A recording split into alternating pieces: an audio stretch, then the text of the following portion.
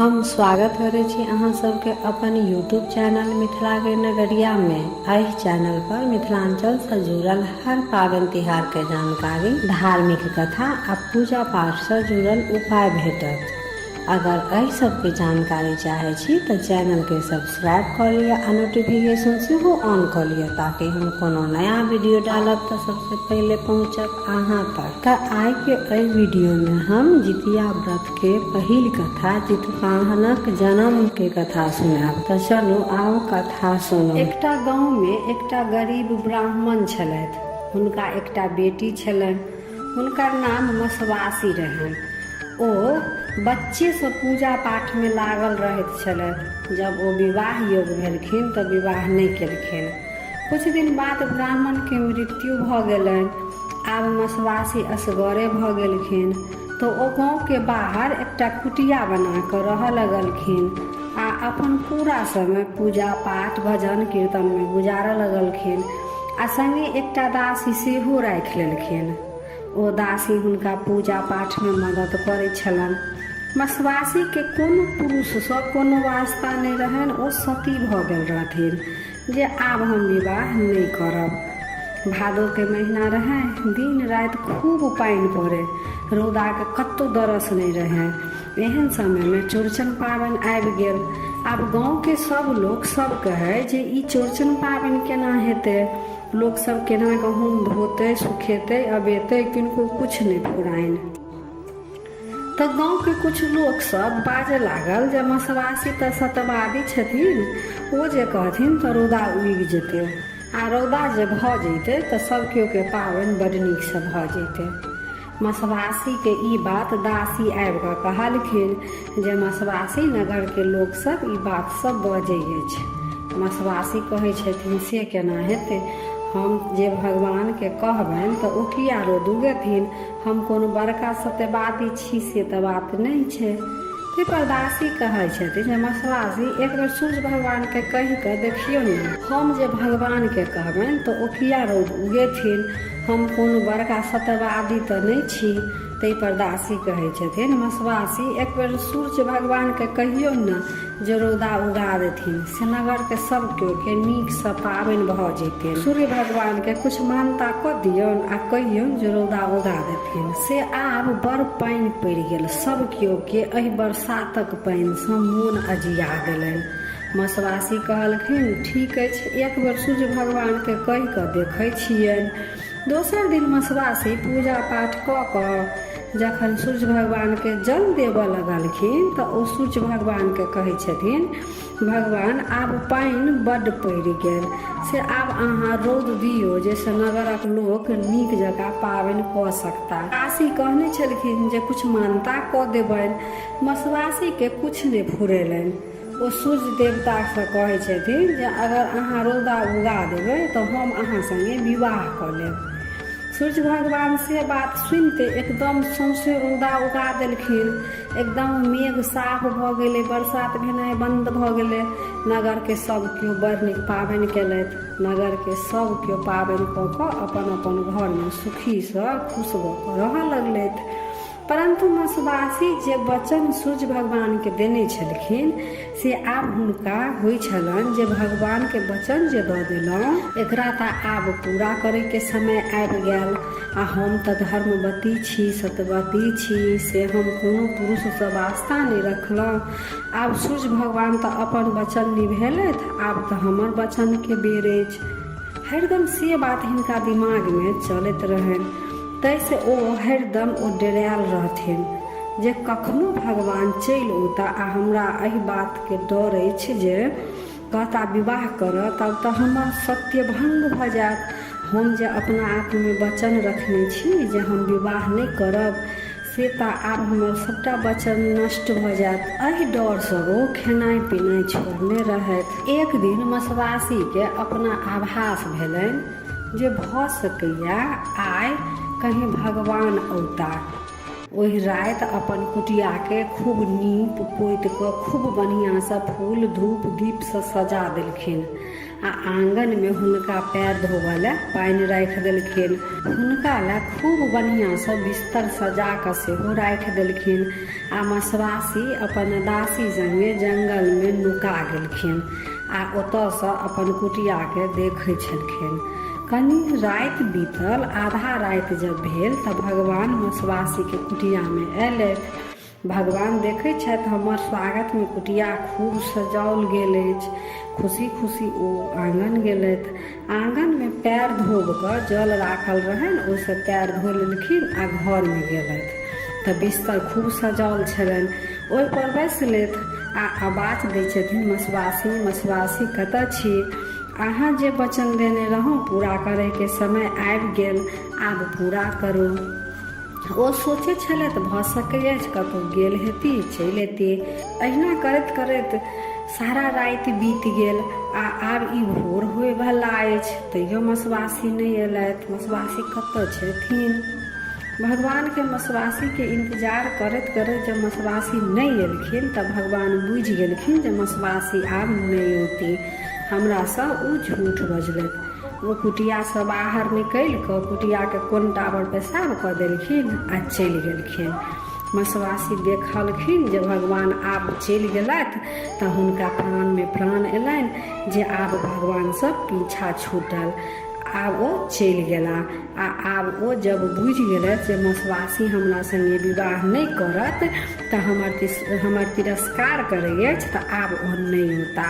ओ आब निश्चिंत भऽ गेली। जखन ओ कुटिया में गेलथि तऽ देखै छथिन जे कुटिया के कोनटा पर बड़ नीक गेनहारी के साग अछि। ओ दासी सँ कहै छथिन, दासी कतेक दिन सँ भगवान के चक्कर में नीक जकाँ खेलौं ने, हरदम मोन में डर लागल रहे जे भगवान कखन चलि औता। एहिसँ नीक जकाँ खेनाइयो नहि खाइ छलहुँ। से देखू एतऽ कतेक नीक साग अछि, एहि साग के नीक जकाँ बनाउ आ इएह खायब। से देखू एतऽ कतेक नीक साग अछि, एहि साग के नीक जकाँ बनाउ, इएह खायब। दासी अपन साग के काटि कऽ बना कऽ देलखिन। मसवासी जे ओ गेनहारी के साग खेलखिन तऽ गर्भवती भऽ गेलै। सूर्य भगवान जे पेशाब केने रहथिन ओतहिए गेनहारी के साग जन्मल छल आ ओही साग में सूर्य भगवान के अंश पेशाब करैत समय खसि पड़ल छलनि। तऽ आब तऽ मसवासी गर्भवती भऽ गेलथि, से आभास हुनका अपना भऽ गेलनि। ओ तऽ सत्यवादी धर्मागत छली, हिनका इहो आभास भऽ गेलनि जे ई सूर्यक अंश अछि हमर गर्भ में। 3-4 महीना तऽ ओ नगर के लोक सबसँ छपा लेलखिन, लेकिन 4 महीना के बाद जखन पेट नमहर होबऽ लगलनि तऽ नगर में गुदुर फुसुर करऽ लागल लोक सब जे मसवासी कहै छथिन हम सत्यवादी छी, धर्मागत छी, हमरा कोनो पुरुष सँ वास्ता नहीं अछि। तऽ फेर हुनकर पेट में बच्चा किनकर छनि? आब एहि बात के जवाब तऽ मसवासी लग छलनि नहि। आब बुझै छलखिन जे हम कोनो बात कहबनि नगरक लोक सबके तऽ ओ हमर बात पर विश्वास करत नहीं। सएह सब सोचि कऽ ओ चुप रहि गेलथि। समय पुरला पर हुनका गर्भ सँ एकटा तेजस्वी पुत्र के जन्म भेलनि। ओ बच्चा के अपन सूर्य भगवान के धरोहर बुझि कऽ पोसऽ पालऽ लगलथि। बच्चा जब छोट रहे तऽ कोई कुछ कहे तऽ कोनो बात नहीं, बच्चा तऽ बुझबे नहीं करे छलथि। अहिना कऽ कऽ बच्चा नमहर भेलथि आ जब तुरिया के बच्चा सब संगे खेलऽ जाथिन तऽ कोई ओकरा अनेरुआ, कोई नाजायज, कोई कुछ कहैत रहे छलन आ सब दूरछी केने रहे छलन जे तोहर बाप के पता नहीं छौ, जे तोहर बाप के छौ। बच्चा के ई सब बात सुनि कऽ बड़ कष्ट होइ छलन आ ओ मसवासी के पूछे छलन जे माँ हमर पिता के छथि? हमरा लोक सब आब बड़ उलाहना दै अछि जे तोहर बाप के छौ, ठेकाना नहीं छौ। मसवासी कहलखिन पुत्र अहाँ चिंता नहीं करू, अहाँ भगवान के पुत्र छी, अहाँ के एहि पृथ्वी पर कोनो उद्देश्य सँ जन्म भेल अछि। समय आयत तऽ सबटा सत्य अहाँ लग अपने आप चलि आयत। अहिना कऽ कऽ मसवासी समय टालने जाइ छलखिन।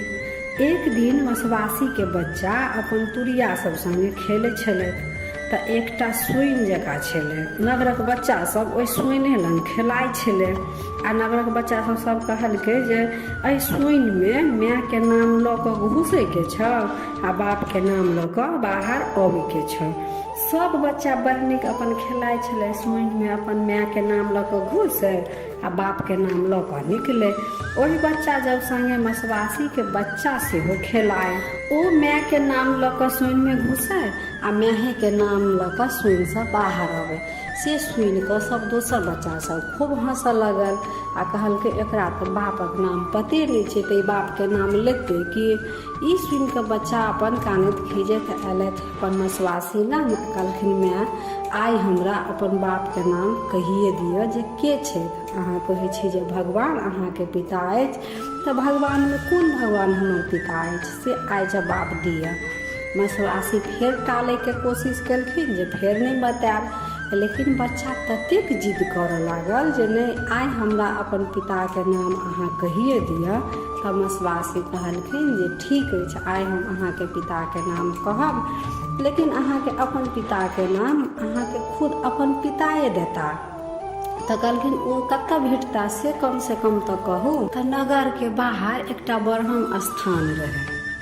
मसवासी अपन बच्चाके कहलखिन जे अहाँ चलि जाउ आ ब्रह्म स्थानमे अहाँ निशा राति जखन बीततै, रातिके 12 बजे, तखन अहाँ ओतऽ बैसल रहब आ ओतऽ 3टा रथ गुजरतै। एकटा रथ जेतै हुनको नहि पकड़ब, दोसर रथ जेतै हुनको नहि पकड़ब आ तेसर रथ जखन आयत ओकर खुट्टी अहाँ पकड़ि लेब। से सब भगवान रातिके 12 बजेमे नगरके भ्रमण करै ला अबै छथि। बच्चा सएह केलक, जाकऽ अपन बैठ गेल ब्रह्म स्थानमे आ जखन रातिके 12 बजलै तऽ एकटा रथ पहिल गेलै ओ छोड़ि देलखिन, दोसर गेलै से छोड़ि देलखिन आ तेसर रथ जे जाय लगलै तऽ ओकर खुट्टी पकड़ि कऽ खड़ा भऽ गेलखिन। आब सूर्य भगवानके रथ रुकि गेलनि। भगवान नीचाँ तकै छथि जे के हमर रथ रोकि लेलक, केकरामे एतेक शक्ति अछि। तऽ ओतऽ छलखिन सूर्य भगवानके पुत्र, हुनकोमे शक्ति छलनि। तऽ ओ नीचाँ मुड़ी झुका कऽ सूर्य भगवान जखन देखै छथि जे एकटा बच्चा रथके पकड़ि लेलक, तऽ ओ नीचाँ उतरि कऽ अबै छथिन आ कहै छथिन जे अहाँ के छी आ हमर रथ किया पकड़ि लेलहुँ। तऽ ओ बच्चा कहै छै जे हम एहि नगरके जे मसवासी छथिन हम हुनकरे पुत्र छी आ हमर पिता के अछि से एखन तक हम नहि बुझै छी। ओ हमर माय कहलथि जे अहाँ जाउ आ सूर्य भगवानके रथके खुट्टी पकड़ि लेबै, अहाँके वएह जवाब देता जे अहाँके पिता के अछि। सूर्य भगवान चिन्ह गेलखिन आ हुनका सबटा याद एलनि जे ई पुत्र तऽ हमरे अछि, हमरे अंश अछि। तऽ ओ कहै छथिन जे अहाँके पिता हम ही छी, सूर्य देव हमर नाम अछि, हम ही अहाँके पिता छी। तऽ ओ बच्चा कहै छै ठीक अछि, अहाँ जे हमर पिता छी से बात केना मानत नगरके लोक सब, तऽ हमरा बड़ नाजायज, कोई अनेरुआ, कोई कुछ कहै अछि। सूर्य भगवान कहै छथिन हम ही अहाँके पिता छी आ ओ सारा वृत्तांत अपन पुत्रके सुना दै छथिन जे मसवासीके गर्भमे केना हुनकर जन्म होइ छनि। सूर्य भगवान कहै छथिन अहाँ एहि पृथ्वी पर रहि कऽ लोक सबके कल्याण करब। बच्चाके अखन तक नाम मसवासी नहि रखने छलखिन। सूर्य भगवान कहलखिन आइसँ अहाँके नाम जिमुतवाहन रहत। एहि नामके अर्थ भेल जे मरल लोकके जीवित करब, वएह भेल चितवाहन। आइ अष्टमीके राति अछि आ आइ अहाँके नाम राखल गेल। तऽ अजुका दिन जे माता अहाँके नामसँ व्रत करती हुनकर पुत्रके अहाँ सदैव रक्षा करब, हुनकर पुत्रके दीर्घायु बनायब, से वरदान भगवान जितवाहनके देलखिन।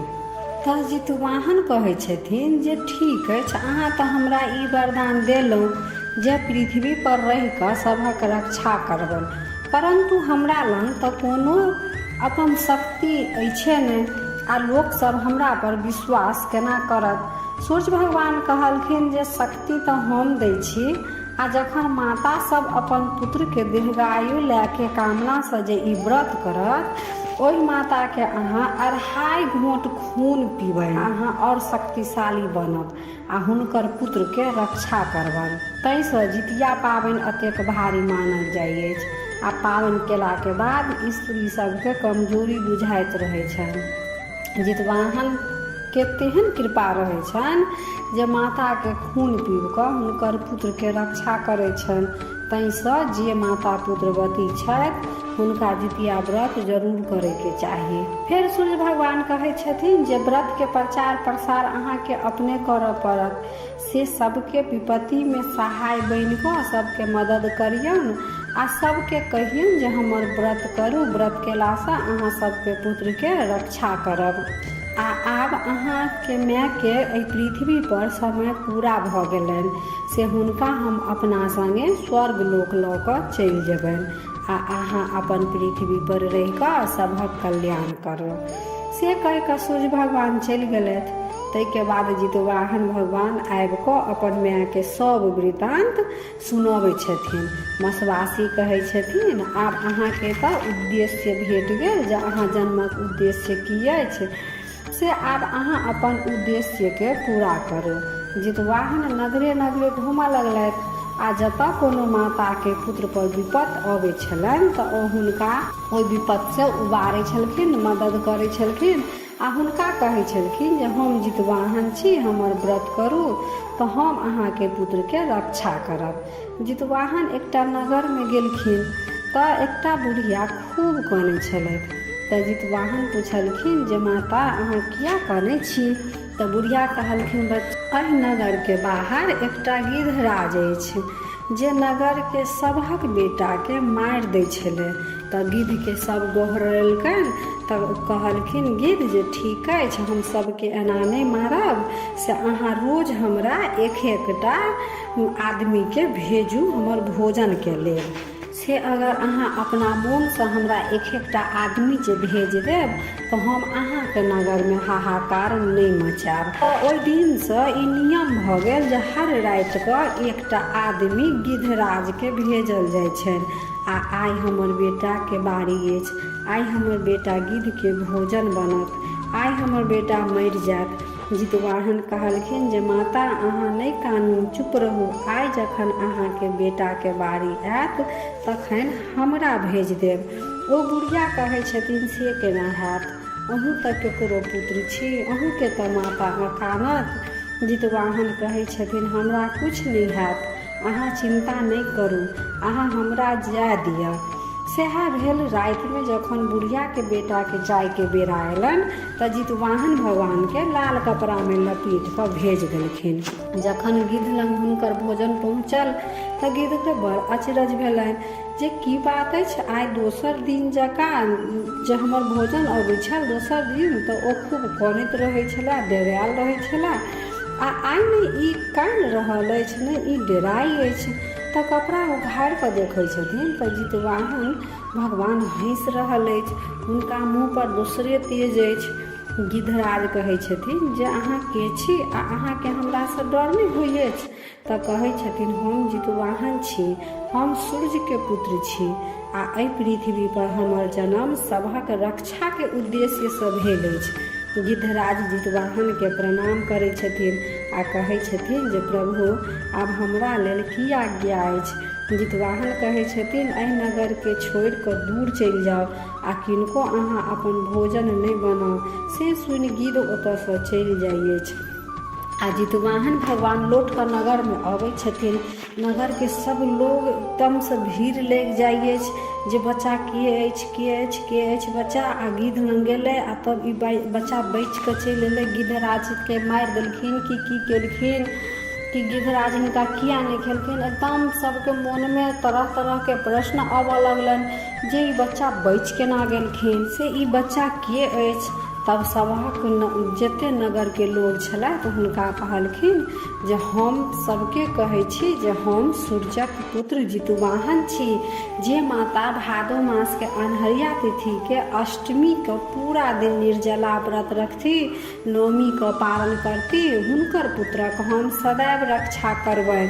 धीरे धीरे पृथ्वी पर सब लोग ई सब बात बुझलक, ई पाबनि के, ई व्रत के बारे में बुझलक। तो फिर जखन भादो मास एलै तो अष्टमी के जितिया व्रत सब पृथ्वी पर स्त्रीगण सब केलखिन आ अपन पुत्र के कामना से नियम निष्ठा से अष्टमी का व्रत कऽ आ नवमी में पारण करै छथि। जे माता भादो मास के अन्हरिया तिथि क अष्टमी को पूरा दिन निर्जला व्रत रखती, नवमी को पारण करती, हुनकर पुत्र के हम रक्षा करबनि। धीरे धीरे पृथ्वी पर सब एहि पाबनि के बुझलखिन आ ई व्रत करऽ लगलखिन। जखन भादो मास एलै तो फिर सब स्त्रीगण सब पृथ्वी पर जे स्त्रीगण सब रहत जे एहि व्रत के बारे में बुझलखिन ओ अष्टमी को जितिया कऽ नवमी को पारण करलखिन आ तहि दिन से ई जितिया व्रत के प्रधान बनि गेल। तो ई छल जितिया व्रत के जीतू महान जन्मक कथा। तो वीडियो केहन लागल, नीक लागल तो लाइक शेयर सब्सक्राइब कऽ मैथिली भाषा के सपोर्ट करू। हर हर महादेव।